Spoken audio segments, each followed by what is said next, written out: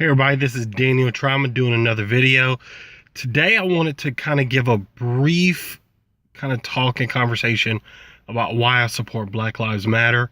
Part of this is going to kind of highlight what I talked about yesterday with Richard Nixon and finding out that his campaign created the war on drugs to destroy black communities and the anti-war left.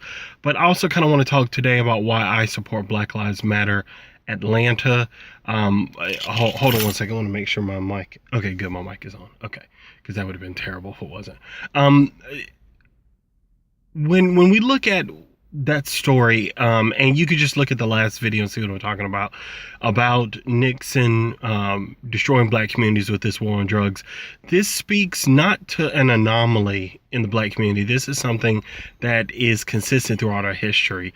Since the first slave came on the colonies, what we call America, in about 1619, black people have always dealt with some kind of discrimination, some kind of prejudice, racism, dehumanization, raping, beating, killing, lynching, you name it.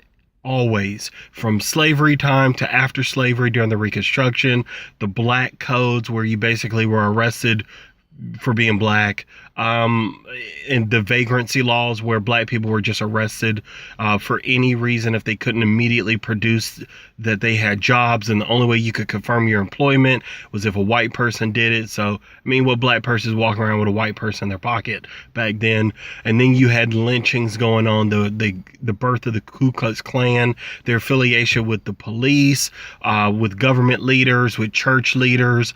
You see this with the Jim Crow and the poll taxes and voter disenfranchisement and scaring people into not registering to vote. And then now you have the new Jim Crow, mass incarceration, and you have these things perpetuated by people like Nixon, Reagan, and you especially see it with the Clinton presidency, both Bill and Hillary. So all that's just kind of this brief run through history that we find that black people have always been dealing with something. It has never been easy for us. We have always had to deal with something. We've always been oppressed in some way, shape, form, or fashion.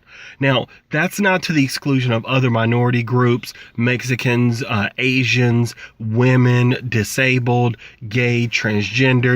So many groups have encountered hostility in the birth and the continuance of America. In fact, my argument has always been that the only group that has never been disenfranchised is wealthy, white, educated people, landowners of the past, but men specifically, wealthy, white, land-owning, educated men. They wrote the Constitution, so they kind of built protections in there for themselves. But the point is, I'm not saying that to attack anyone. I'm just laying the groundwork from a historical standpoint to say that black people have always been dealing with something. We've always been oppressed, always been prejudiced against. And that's why I support Black Lives Matter in a nutshell.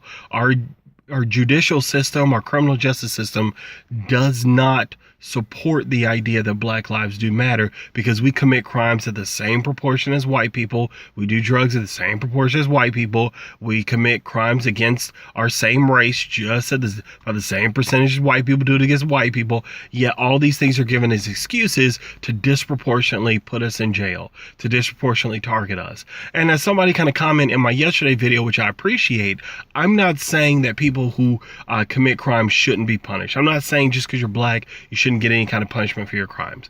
What I am saying, though, is that we have to always make sure our laws are fair, that the punishment is appropriate to the crime, and we don't see that fairness when it comes to black and brown people in the United States in our criminal justice system. We don't even see it on the news when we look at the way the news addresses terrorism.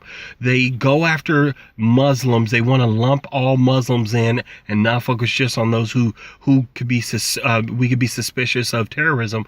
Instead, they want to go after every Muslim. But when you have right-wing terrorism, extremism perpetuated by white people, nobody's saying we should go patrol Christian neighborhoods. Nobody is saying that we should then go after white people.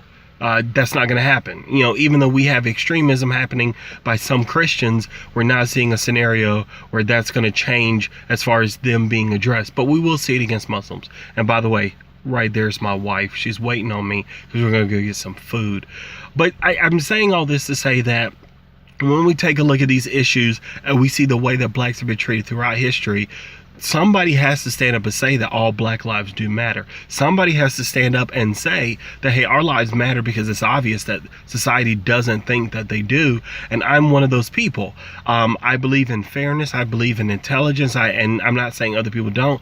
I'm saying that to say that I do look at these issues, and I'm going to look at them from a reasonable standpoint. But when I look at the evidence, when I look at the data, it is clear to me that all lives don't matter in this country, that all lives have never mattered in this country, that we have a lot of work to do to improve things in the black community and improve things when it comes to America dealing with the black community.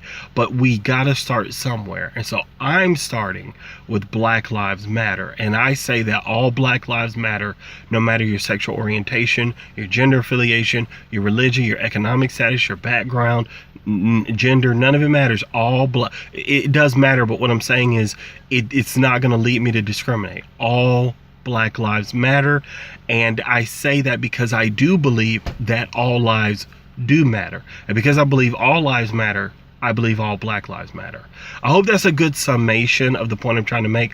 I've talked for a really long time, so I'm going to go ahead and cut it here. I may address it in future comments, in future videos, if there's something I missed that I should address. But this video is why I support all Black Lives Matter, and how I support that, because I actually support that all lives do matter.